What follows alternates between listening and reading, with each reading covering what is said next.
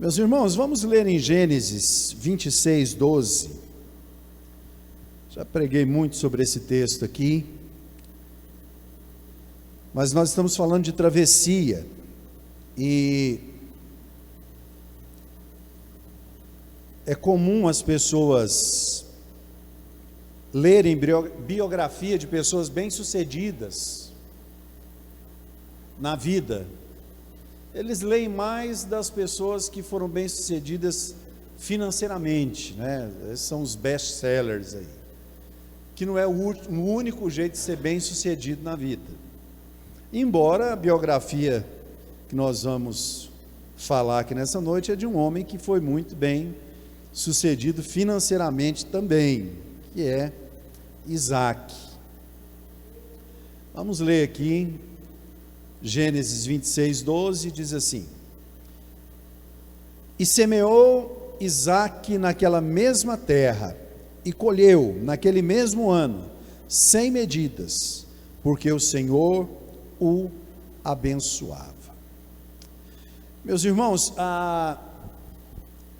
eu leio a história de Isaque, e reli hoje, e penso muito acerca de Isaque. Se você for pensar acerca da vida de Isaque, ele foi um hiato entre Abraão e Jacó. Ele não teve uma expressão de vida, de muitos feitos. A história de Isaque narrada, ela é muito curta, por assim dizer. Isaque foi aquele homem que aos 40 anos de idade o pai mandou buscar uma esposa para ele, né?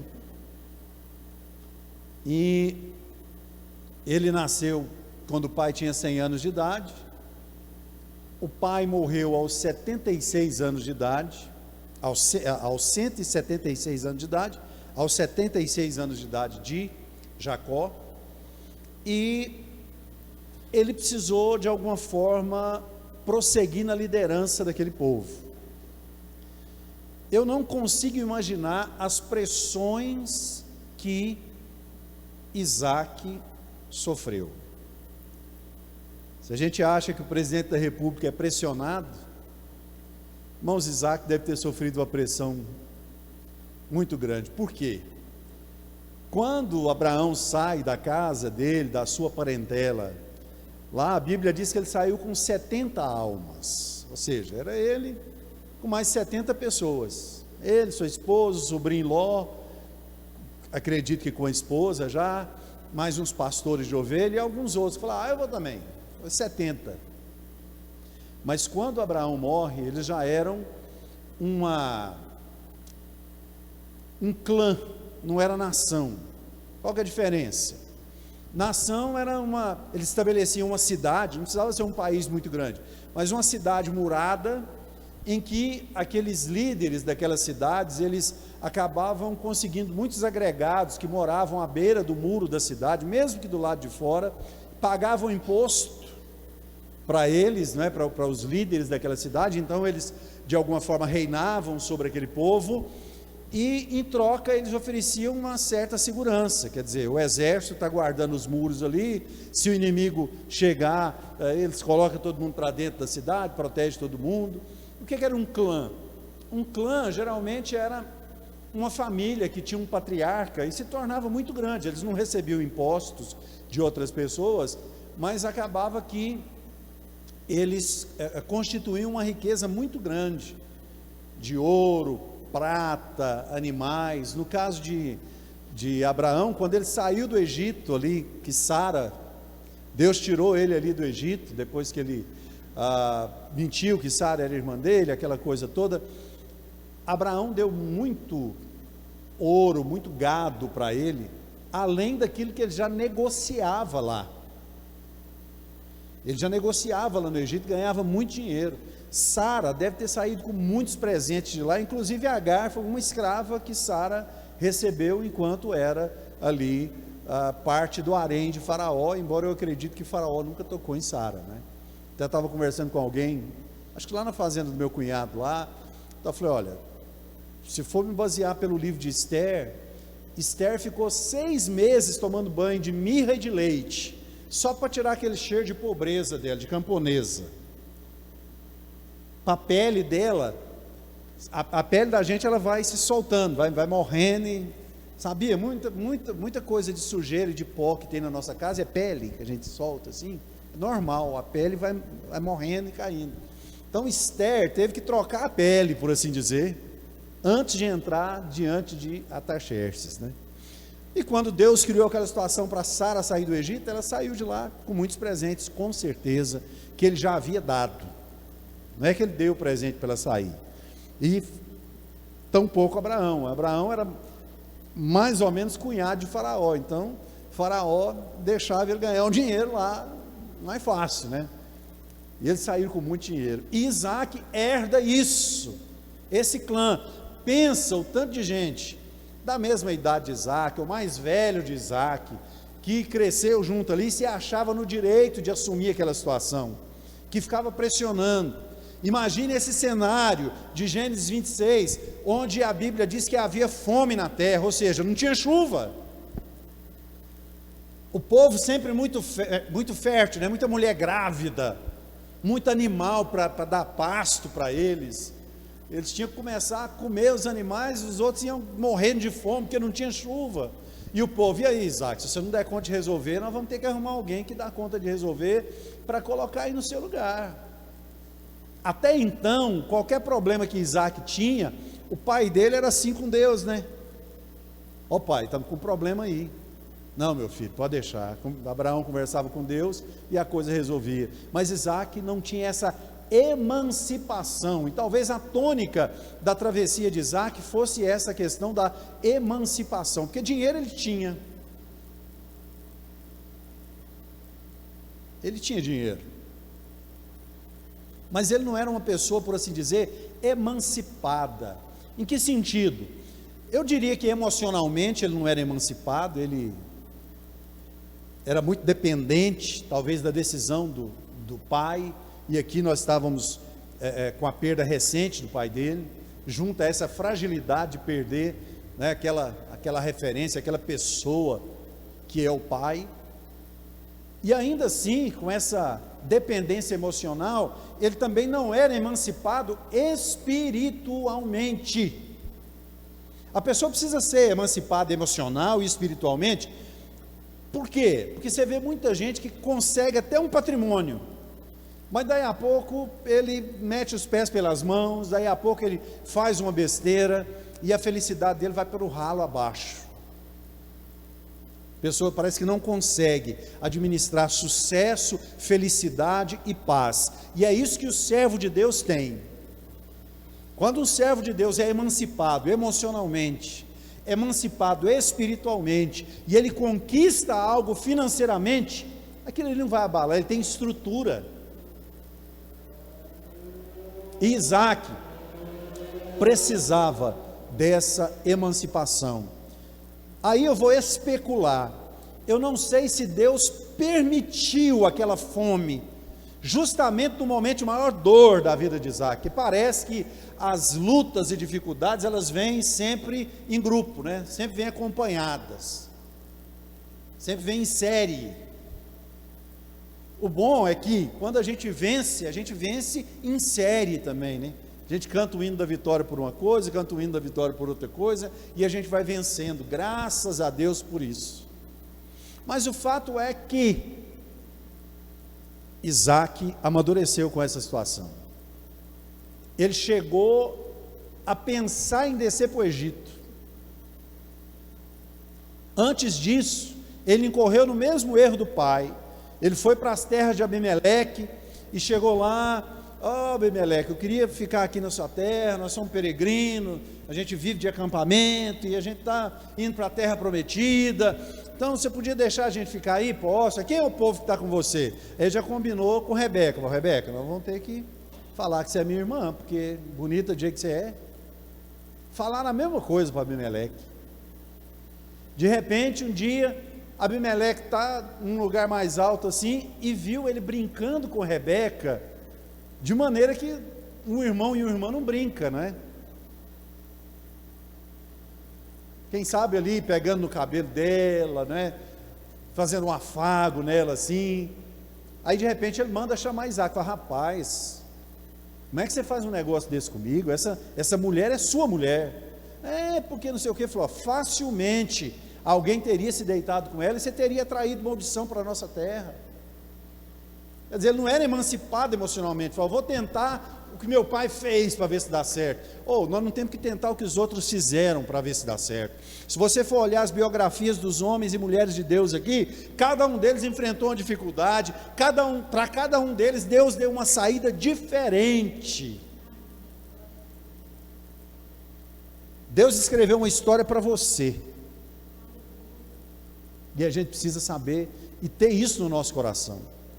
Então, em primeiro lugar aqui, o que Isaac fez para começar a se emancipar emocionalmente e espiritualmente? Ele ouviu a voz de Deus. Eu acredito que a maioria das pessoas pensam e desejam ouvir a voz de Deus. Já ouvi tanto a voz de Deus durante a minha vida, em profecia.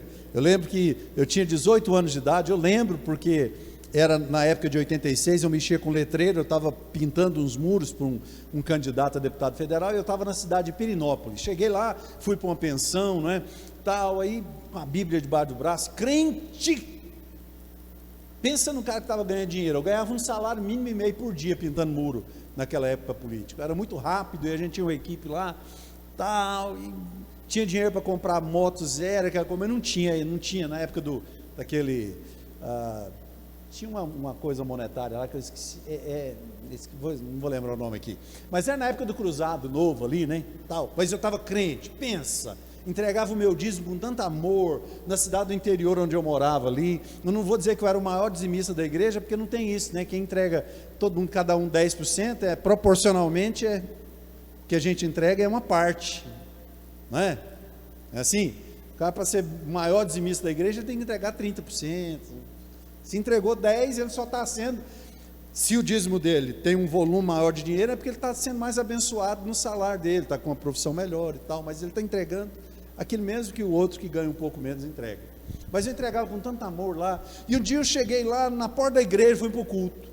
Não tem culto hoje não? Aí a mulher que morava lá no fundo da igreja falou: não tem não, mas tem um culto na casa ali, vai lá. Aí eu fui com a minha biblinha na mão, cheguei lá, os irmãos lá cantando um hino da harpa fervoroso e tal.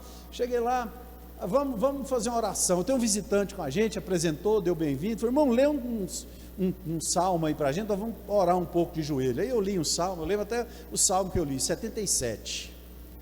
Aí li aquele salmo, nós fomos orar, e de repente uma profetisa foi tomada por Deus. Aquela língua estranha, mais linda, aquele ambiente, uma casa pequenininha assim, aquele ambiente, muito crente de joelho lá. E ela falou: meu servo, meu coração gelou. Falei: Deus, o Senhor vai falar comigo? Aí ela pegou e falou assim, Deus falou através dela, é contigo que eu falo, meu servo. Meu coração gelou. Aí de repente eu pensei, mas que coisa, hein? Eu sou lá de Nazaré, estou aqui em Pirinópolis, cheguei nesse culto de paraquedas. É claro que Deus está falando com outra pessoa, com alguém da igreja que está precisando ouvir a voz dele aqui. A profetisa levantou de onde estava lá, pôs a mão na minha cabeça, falou: meu filho, é contigo mesmo que eu falo. Pensa num camarada que tremia e chorava e se sentia levitando assim. Ouvir a voz de Deus é algo muito bom, irmãos. O que a gente precisa entender é que Deus nem sempre fala o que a gente quer ouvir. Deus nem sempre fala o que a gente quer ouvir. Por instinto, por inteligência, por instinto de sobrevivência, o ser humano quer sempre escolher o caminho da fuga, não do confronto.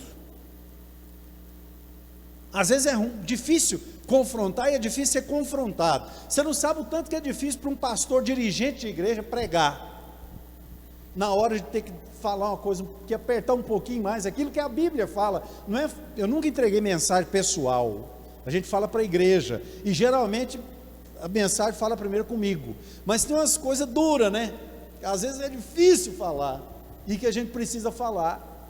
Eu lembro de Samuel, quando acordou do sonho, e Eli, quando Deus falou com Samuel, aí de manhã, no outro dia, Eli foi lá, e aí o que Deus falou? Samuel engoliu seco e tentou sair fora. Eli falou: eu sei que a minha casa está em pecado, eu sei que o negócio está errado aqui, pode falar, fala o que Deus falou, eu sei que não é do seu coração, pode falar aí.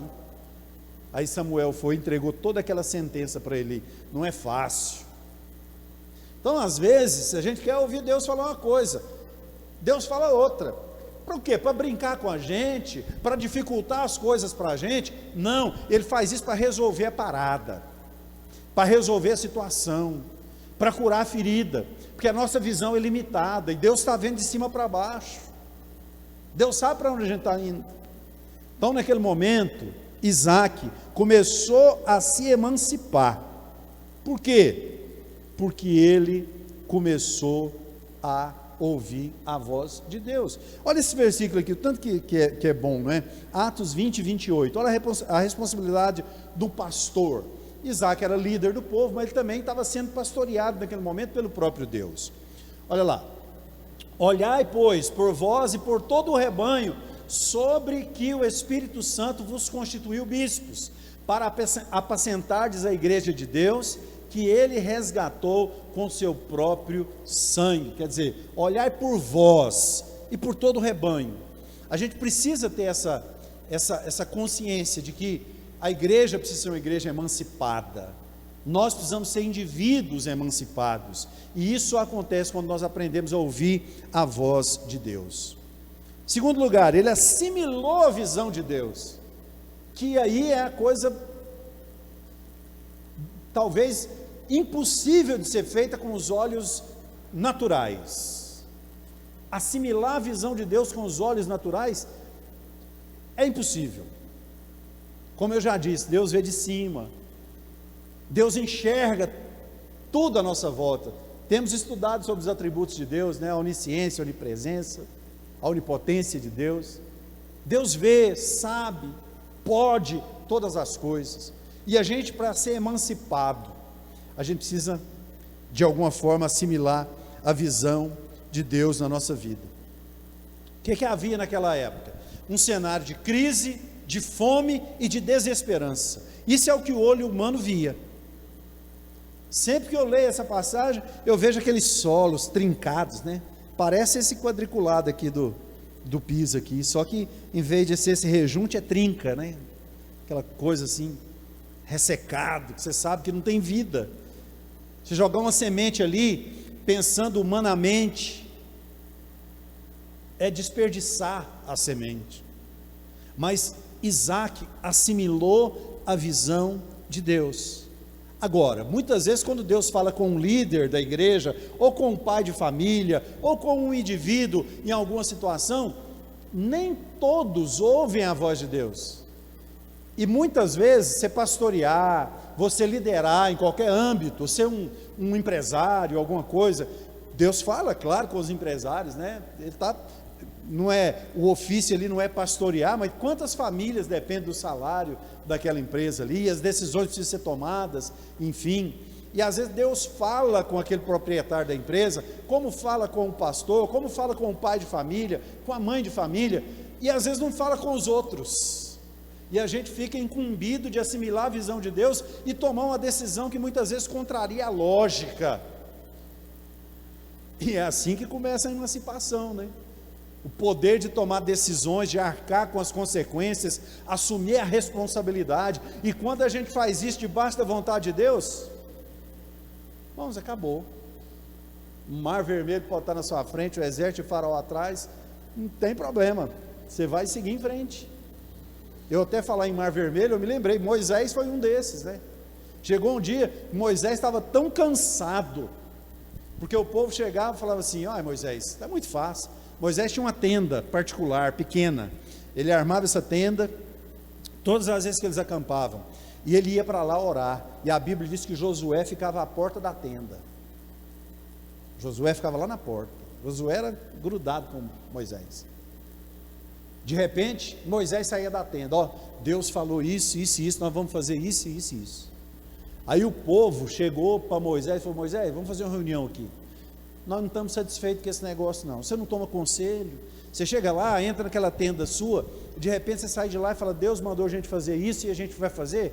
Quem disse que Deus falou com você de verdade? Moisés chegou, foi para os pés do Senhor, falou, Senhor, eu estou com um fardo muito pesado para carregar, e eu preciso que o Senhor me ajude. Deus falou, o que foi, meu filho? Como se ele não soubesse, né? Estou parafraseando a oração aqui. O que foi, meu filho? Não, o povo chegou em mim, está dizendo que o Senhor vem e fala comigo. Eu vou e falo para o povo que o Senhor falou comigo. Aí eles não estão acreditando que o Senhor está falando comigo. Aí Deus falou assim, ó, está lá em Êxodo 19, depois você lê isso, 19, 20. Foi a primeira vez, eu acho que é 19, 20 mesmo, capítulo 19, capítulo 20, eu acho que é por ali. Mas foi a primeira vez que os mandamentos foram dados, e foram dados verbalmente. Deus falou para Moisés, manda o povo se consagrar e tomar banho durante 3 dias, lavar a roupa, todo dia, durante 3 dias vão lavar a roupa, no terceiro dia eu vou falar com o povo. E o povo, então tá bom. Pensa num povo alegre, lavando a roupa, tomando banho todo dia. Só falta 2 dias. Amanhã Deus vai falar com a gente e tal. Chegou o dia, Deus começou a falar. A Bíblia diz que a voz de Deus era como clangor de trombetas, como uma trovoada que vinha, e Deus começou a falar, e o povo segurava na rocha, e o povo corria, e o povo falava, Moisés, manda Deus parar, nós não aguentamos ouvir a voz dele, estava tudo bem, que ele continue falando com vocês, você passa o recado para nós não aguentamos isso. E Moisés, não, calma, Deus é bom, a voz do Senhor é mansa. Moisés estava escutando uma voz mansa, ele estava escutando clangor de trombeta e trovoada. Nós precisamos ouvir a voz de Deus e assimilar a visão de Deus. O problema é que em alguns momentos a gente fica sozinho, solitário. Só que se a gente quer conquistar, eu não vou nem dizer os nossos sonhos, porque quando você entra nessa situação de ouvir a voz de Deus, de assimilar a visão de Deus e de fazer a vontade de Deus, Deus não te dá o que você pede. Pastor, o que é isso? Verdade, Ele te dá muito mais. Deus te dá muito mais. Terceiro, Ele resistiu à oposição. Quando ele contou o projeto de Deus, eu não mencionei aqui, mas eu acredito que você sabe, você conhece essa história. O que Deus falou para Isaac? Falou, Isaac, não vai para o Egito, fica aqui, lança a sua semente nessa terra. E é claro, Isaac não ia conseguir semear o campo sozinho, devia ter muitos quilos de semente ali, ele precisava de ajuda, e ele reuniu o povo por certo, falou, Deus falou comigo. Ele mandou pegar toda a semente que nós temos e semear a terra. E o povo falou, você é doido, você ficou doido, você perdeu o pai, você está emocionalmente abalado, você está mentalmente incapaz, né? Nós vamos te impeachment aqui, nós vamos fazer um impeachment com você aqui, que você vai, que é impedimento mesmo, né? Nós vamos te impedir de liderar e vamos assumir esse negócio aqui, não tem isso não. Mas a Bíblia diz que ele enfrentou a oposição. Por quê? Porque ele tinha uma palavra de Deus na vida dele. E eu quero dizer uma coisa para você, e eu estou falando isso porque a Bíblia diz, ainda que você não saiba que tem, você tem uma palavra de Deus para a sua vida. Ainda que você ainda não tenha percebido, você tem uma palavra de Deus para a sua vida. E sabe aquele momento de luta que a gente enfrenta, seja pequeno ou grande, a gente enfrenta vários, né? Lembra do nosso vice-pastor Gilson falando que a nossa travessia, desde que a gente nasce até Jesus voltar, e a gente faz várias pequenas travessias, né? E a gente perde tanta oportunidade, porque muitas vezes no momento de luta, de dor, de dificuldade, no momento de aflição, é o momento da gente parar, ouvir a voz de Deus, assimilar a visão de Deus e ir contra a lógica, porque se a gente faz isso, um milagre acontece. Essa campanha é para isso que eu quero que você ore. Fala, Senhor, qual que é o seu projeto para a minha vida? Porque até agora parece que esse é o momento da gente se colocar diante de Deus. Ele resistiu. Tem muitas vozes falando no nosso ouvido, né?